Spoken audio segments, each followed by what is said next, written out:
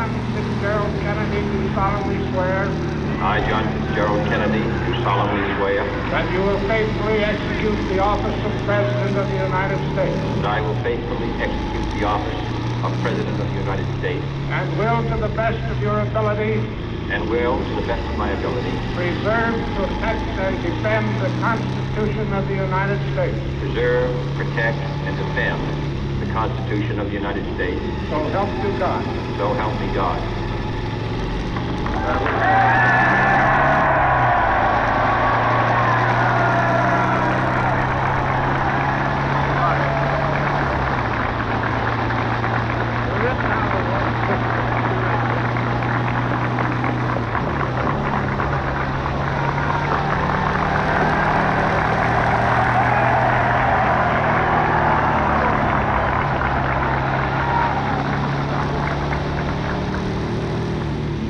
Vice President Johnson, Mr. Speaker, Mr. Chief Justice, President Eisenhower, Vice President Nixon, President Truman, Reverend clergy, fellow citizens.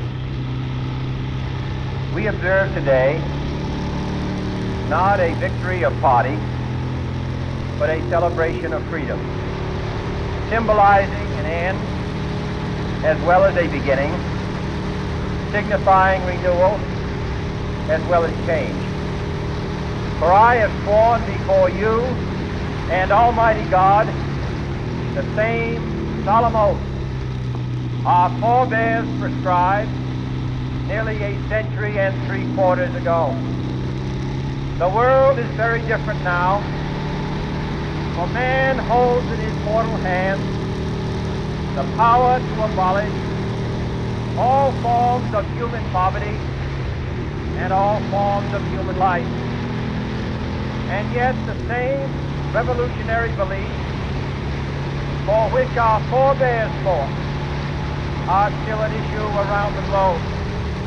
The belief that the rights of man come not from the generosity of the state, but from the hand of God. We dare not forget today that we are the heirs of that first revolution. Let the word go forth from this time and place to friend and foe alike that the torch has been passed to a new generation of Americans born in this century, tempered by war, disciplined by a hard and bitter peace, proud of our ancient heritage, and unwilling to witness or permit the slow undoing of those human rights to which this nation has always been committed and to which we are committed today at home and around the world.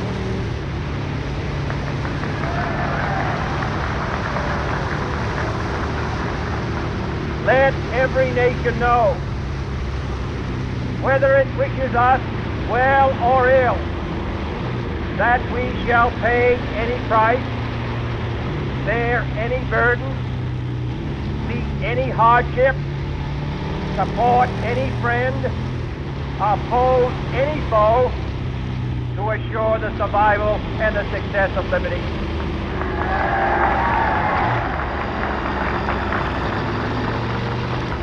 This much we pledge and more. To those old allies whose cultural and spiritual origins we share, we pledge the loyalty of faithful friends. United, there is little we cannot do in a host of cooperative ventures. Divided, there is little we can do, for we dare not meet a powerful challenge at odds and split asunder. To those new states whom we welcome to the ranks of the free, we pledge our word that one form of colonial control shall not have passed away, merely to be replaced by a far more iron tyranny. We shall not always expect to find them supporting our view, but we shall always hope to find them strongly supporting their own freedom, and to remember that in the past, those who foolishly sought power by riding the back of the tiger ended up inside.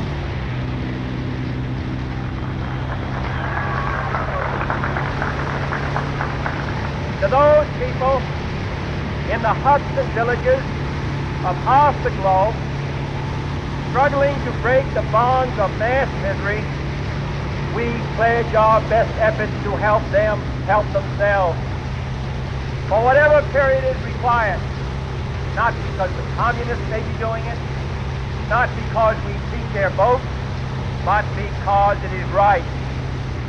If a free society cannot help the many who are poor, it cannot save the few who are rich.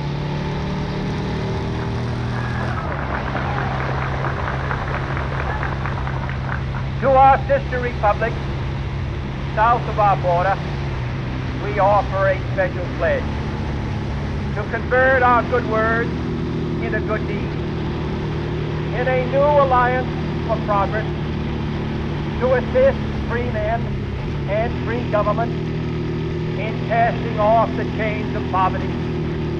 But this peaceful revolution of hope cannot become the prey of hostile powers.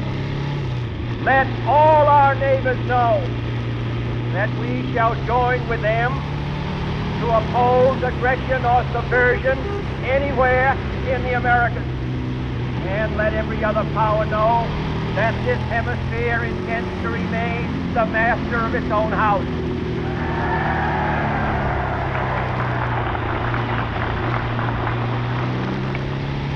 To that World Assembly of Sovereign States, the United Nations, our last best hope, in an age where the instruments of war have far outpaced the instruments of peace, we renew our pledge of support to prevent it from becoming merely a forum for invective, to strengthen its shield of the new and the weak, and to enlarge the area in which its grit may run. Finally, to those nations who would make themselves our adversary, we offer not a pledge, but a request that both sides begin anew the quest for peace. Before the dark powers of destruction, unleashed by science, engulf all humanity in planned or accidental self-destruction. We dare not tempt them with weakness, for only when our arms are sufficient beyond doubt can we be certain beyond doubt that they will never be employed. But neither can two great and powerful groups of nations take comfort from our present course, both sides overburdened by the cost of modern weapons, both rightly alarmed by the steady spread of the deadly atom, yet both racing to alter that uncertain balance of terror that stays the hand of mankind's final war. So let us begin anew, remembering on both sides that civility is not a sign of weakness, and sincerity is always subject to proof. Let us never negotiate out of fear, but let us never fear to negotiate.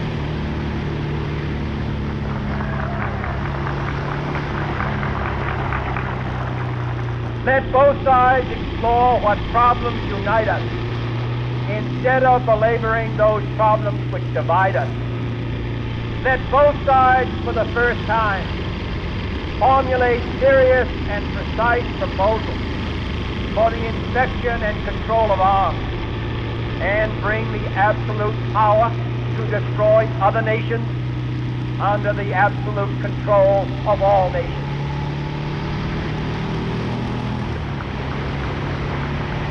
Let both sides seek to invoke the wonders of science instead of its terrors. Together, let us explore the stars, conquer the desert, eradicate disease, tap the ocean depths, and encourage the arts and commerce. Let both sides unite to lead in all corners of the earth the command of Isaiah to undo the heavy burden and let the oppressed go free. And if a beachhead of cooperation may push back the jungle of suspicion, let both sides join in creating a new endeavor, not a new balance of power, but a new world of law, where the strong are just, and the weak secure, and the peace preserved. All this will not be finished in the first 100 days, nor will it be finished in the first 1,000 days, nor in the life of this administration, nor even perhaps in our lifetime on this planet. But let us begin.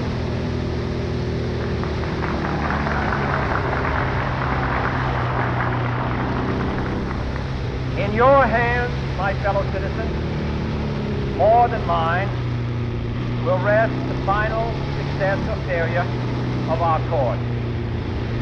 Since this country was founded, each generation of Americans has been summoned to give testimony to its national loyalty. The graves of young Americans who answered the call to service around the globe. Now the trumpet summons us again, not as a call to bear arms, though arms we need, not as a call to battle, though in battle we are, but a call to bear the burden of a long twilight struggle, year in and year out, rejoicing in hope, patient in tribulation, a struggle against the common enemies of man, tyranny, poverty, disease, and war itself. Can we forge against these enemies a grand and global alliance, north and south, east and west, that can assure a more fruitful life for all mankind? Will you join in that historic effort?